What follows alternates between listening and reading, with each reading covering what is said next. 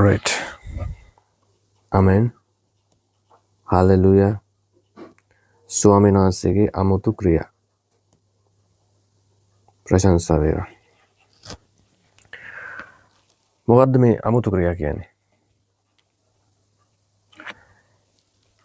ඔයගන්ට මේ බෝඩ් එකේ තියෙන එක අපහැදළුවත් ගැටලුවක් නෑ. right? මේක මම වීඩියෝ එක හදන වෙලේට වෙනම පැහැදිලි වෙන්න යොදා ගන්න පුළුවන්. හරි? ආමෙන්. ඕකේ. එහෙනම් බලමු අමුතු ක්‍රියා. මොකද්ද මේ අමුතු ක්‍රියා කියන්නේ? මේ සඳහා කාරණා තුනක් ප්‍රධාන වශයෙන්ම මම අරන් තිනවා. දැන් කාගේද මේ අමුතු ක්‍රියාව? දෙවියන් වහන්සේගේ. ඊළඟට මේක ගන්නේ බයිබලයේ පොත් 66 ඇසුරින්. එහෙම නැත්නම් සුද්ධ ලියවිලි 66 තුලින්. ඊළඟට මේ 60 පොත් 66 තුලින් එක් පොතක් තියෙනවා මේ කාරණේ කතා කිරීමට මූලික වන. ඒ තමයි යෝබ් පොත. අමුතු ක්‍රියා දෙවියන් වහන්සේගේ යෝබ් පොත. ඇයි හේතුව? අමුතු ක්‍රියාව මේ සඳහා යෝබ් පොත ගැනීමට හේතුව තමයි ශුද්ධ බයිබලයේ මේ පොත් 66 තුල තිබෙන්නේ යම් කිසි රටාවක්. ආමෙන්. එතකොට මේ රටාව එක් පැත්තකින් සිට එක් තැනකින් පටන් ගෙන එහෙම නැත්නම් අපි කියමු 1 සිට 66 දක්වා තිබෙන ඒකාකාරී රටාවක් තිබෙන්නේ. එක නිශ්චිත වූ කතාව සිදුවීමක කතාවක සත්‍ය වූ කතාවක. ආමෙන්.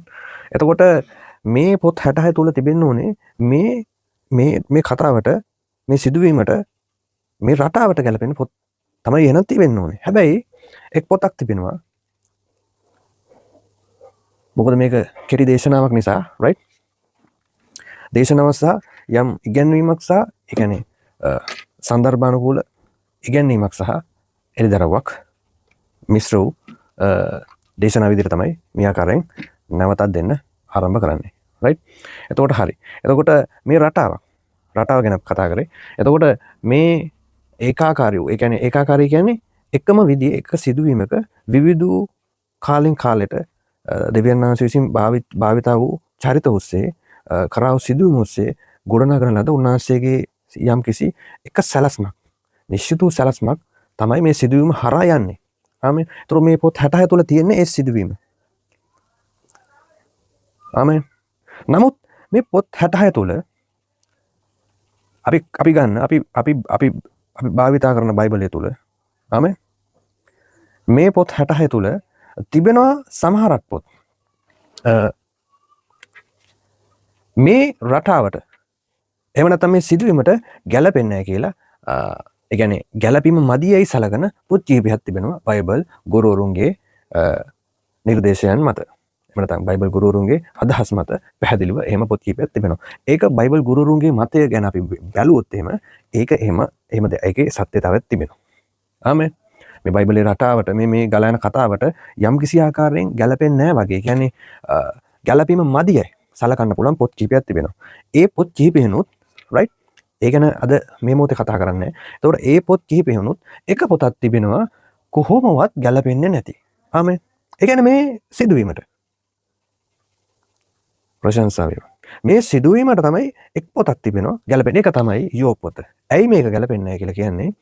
මේ පොතේ මේ බයිබලයේ බලන විට සරලව මේකේ තිබෙන මූලික සන්දර්භානුකූල සිදුවීම එහෙම නැත්නම් කතාව මේ ගැලවීමේ සැලැස්මට අදාළ කතාව.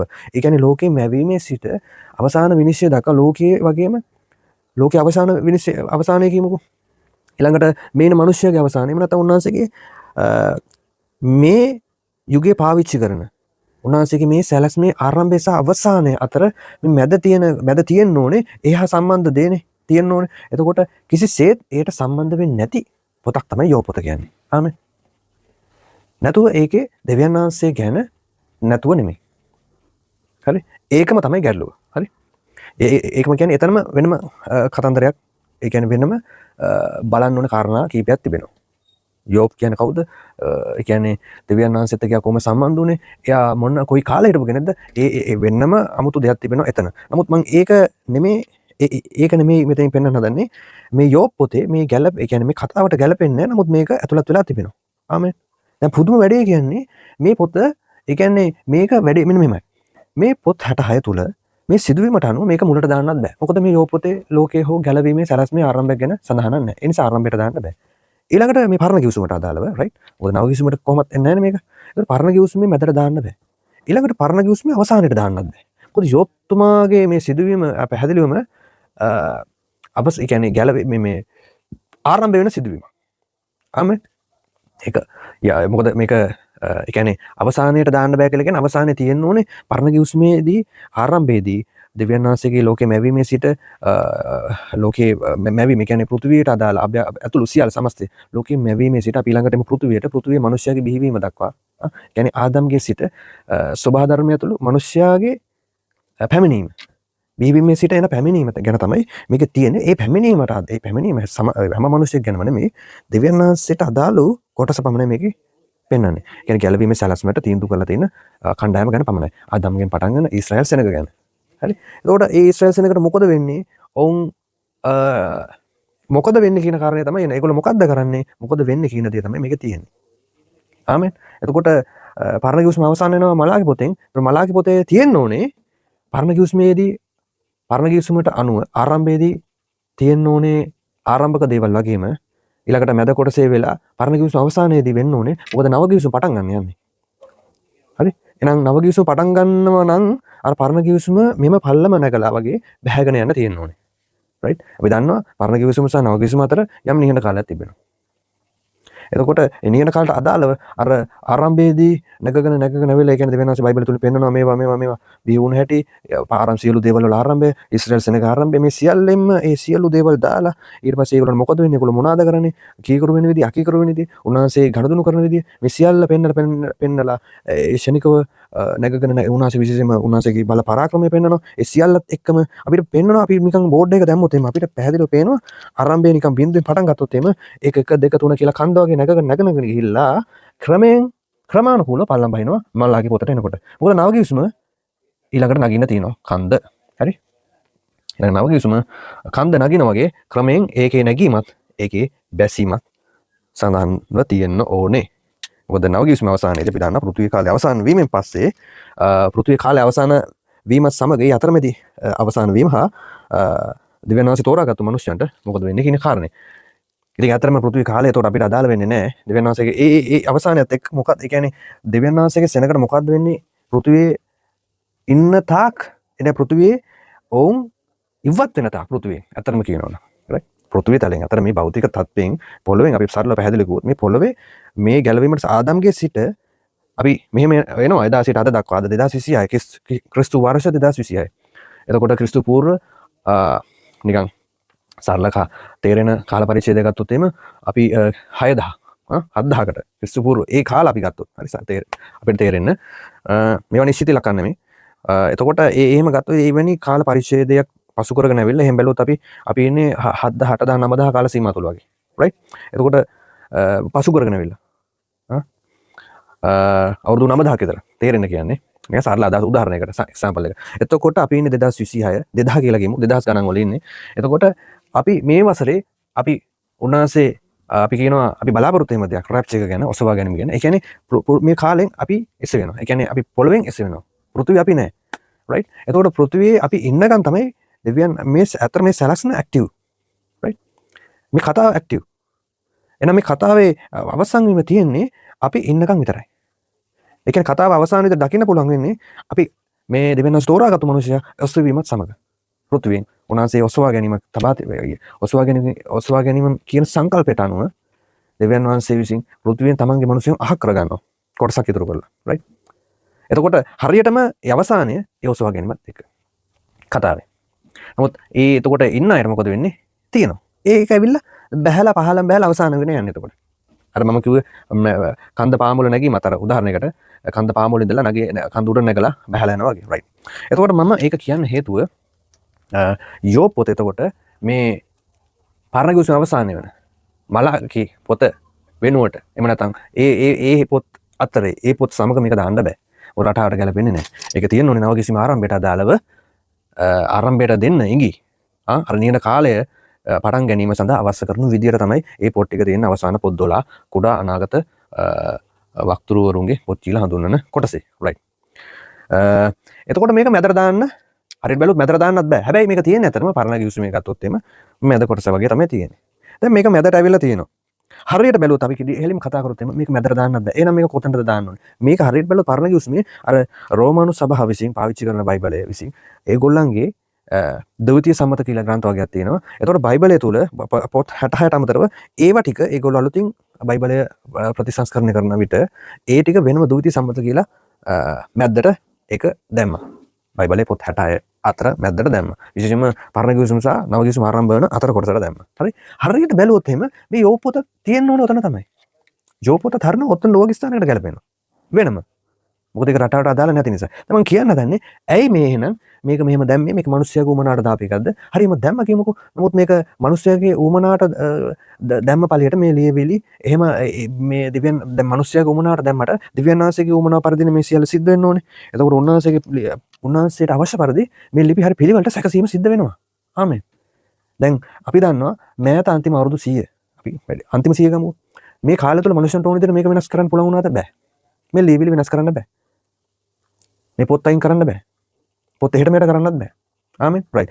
එතකොට මේ යෝබ් පොත එහෙම කිසිම දෙයක් නැතුව එම ගැලපෙන්නේ මුලට ගැලපෙන්නේ නැහැ. පරණ ගිවිසුම අවසානයේ ගැලපෙන්නේ නැහැ. මැදට ගැලපෙන්නේ නැහැ. කොටිම රටාවට ගැලපෙන්නේ නැත්නම් ඇයි දාලා තියෙන හේතුව ගැන මම කියලා අවසන් කරන්න යන්නේ. මේ යෝබ් පොතේ තියෙන්නේ දෙවියන් වහන්සේගේ බල පරාක්‍රමයේ පෙන්වීම පැහැදිලිව පේනවා. ඊළඟට ධර්මිෂ්ඨ කීකරු මිනිස්සු ගැන පේනවා. ඒ තමයි යෝබ් කියන මිනිස්සයා. ආමෙන්. දැන් මේ දෙවියන් වහන්සේගේ බල පරාක්‍රමය පෙන්වන්නේ යෝබ් පොත ඕනද? නෑ. අනිත් ලිපි 66 තුලින් ඒක ඕන තරම් බලන්න පුළුවන්. ඒතර කීකරු වෙච්ච මිනිස්සෙට මේ යෝබ් තුමාටගේ සිදුවීම වෙනයි. එතුමාගේට ආවෙන එක සිදුවීම වෙන කාටවත් වෙලා නැහැ. හැබැයි අපිට ඒක නැතුණා කියලා ඒ සිදුවීම නැතුණා කියලා අපිට අනිත් ලියවලින් අනිත් පොත් වලින් එහෙම නැත්නම් අනිත් ලියවිලි වලින් අපිට ඒ සිදුවීම අපිට ටච් කරන්න බෑද? පුළුවන්. ආමෙන්. එනිසා මෙතන මම අර මුලින් පටන් ගත්ත මොකද්ද කියන්නේ උත්සාහ කරේ අමුතු රහස් ක්‍රියා දෙවියන් වහන්සේගේ. මෙතන අමුතු දෙයක් පාවිච්චි කරන්න එතුමා. ඒ කියන්නේ මේකෙන් අදහස් කරන්නේ මොකද්ද? සම්මත වූ අපි දකින සම්මත ක්‍රමය තමයි හරි පිළිවෙලට තියෙන්න ඕනේ දේවල්, හරි රටාවට තියෙන්න ඕනේ. ඒක තමයි සාමාන්‍ය සම්මත දෙය. නමුත් උන්වහන්සේ සම්මතයෙන් එළියට ගිහිල්ලා රටාවෙන් එළියට ගිහිල්ලා ඕනම වෙලේක මිනිස්යාගේ ජීවිතය තුළ අමුතු රහස්‍ය දේවල් කරන්න පුළුවන් කියන එක තමයි මේකෙන් එළිදරව්වක් විදියට පැහැදිලිව හරි කොහොමද එහෙම කියන්නේ හරි නිශ්චිතව තියෙන්නේ. නිශ්චිතව එළියට එන්නේ. ස්ථීර ලෙස බොහොම බර ලෙස මේ කාරණාව එළියට එනවා. ආමෙන්. අමුතු ආකාරයෙන් ක්‍රියා කිරීම දෙවියන් වහන්සේගේ. මේ මම පොඩි ඇතුල්වීම සඳහා මොකද මම අද දවසේ මේ වීඩියෝ එක කරන්නේ යම්කිසි කාලයක් නිහඬ විතර ඇත්තටම නිහඬ වෙන්න යම්කිසි හේතු කාරණා තිබ්බා. එතකොට නැවත කාලයකට පසු තමයි මේක මම පටන් ගන්නෙ. මට කාරණාව කොහොමද වුණා මේක පොඩ ඇතුල් වෙන්න කොහොමද කියලා. ඉතින් ඒ සඳහා මම ගත්තේ මේ කාරණාව ඒ කාරණාව කතා කරන ඒ පෙළඹීම උඩ මොකද්ද මේක ඒකට හේතුව උන්වහන්සේ එහෙනම් මේකෙන් පෙන්නනවා මෙතන මම බයිබල් පද මොකුත් නැහැ. හරි. ඒව මොකුත් නැතත් දෙවියන් වහන්සේගේ පොත් 60 ඇතුලේ උන්වහන්සේ ක්‍රියා කරන ආකාරය සම්මත ක්‍රමයෙන් ඔබට කියලා. ස්වභාවික නියමෙන් හරියට කිව්වොත් දැන් උන්වහන්සේගේ සියලුම ආශ්චර්ය ක්‍රියා සබහා ධර්මයට නැත්නම් ස්වභාවික ක්‍රියාවලියට එළියෙන් වෙන දේවල්. උන්වහන්සේ නැවත වාරයක් මේ පොත් 60 තුලින් ඒක ඇතුළත් කරලා තිනවා නොපෙනෙන පරිදි. හෙව්වොත් හම්බ වෙන විදියට. ආමෙන්. උන්වහන්සේගේ අමුතු රහස්‍ය ක්‍රියා හැම මිනිස්සෙගේ ජීවිතය තුලම එන ආමෙන් බලාපොරොත්තු වෙන්න ඕනේ. ඒක අපි දන්නේ නැහැ. අපිට පේන්නේ නැති වෙන්න පුළුවන්. අපිට තේරෙන්නේ නැති වෙන්න පුළුවන්. ආමෙන්. හැබැයි උන්වහන්සේ එහෙම එහෙම ක්‍රියා උන්වහන්සේ මිනිස්සුගේ ජීවිතේ කරන බවට පැහැදිලිවම දෙන ප්‍රධාන අවස්ථාවක් මේ යෝබ් පොත අපිට මේ කාරණාවෙන් එළියට ගන්න පුළුවන්. ප්‍රශංසා වේවා. හොඳයි. හොඳයි එහෙනම් මේ කාරණාව අපි ඉතා හොඳින් සිතටගෙන අපි ඒ තුළ පිහිටාගෙන කටයුතු කරමු. ඒ දේවල් මෙනෙහි කරමු නිතරම. ස්වාමීන් වහන්සේගේ තවත් අනර්ග පණිවිඩයක් සමගින් අපි හමු වෙමු. යේසුස් වහන්සේගේ නාමයෙන්. ආමෙන්. ජේසු පිටයි.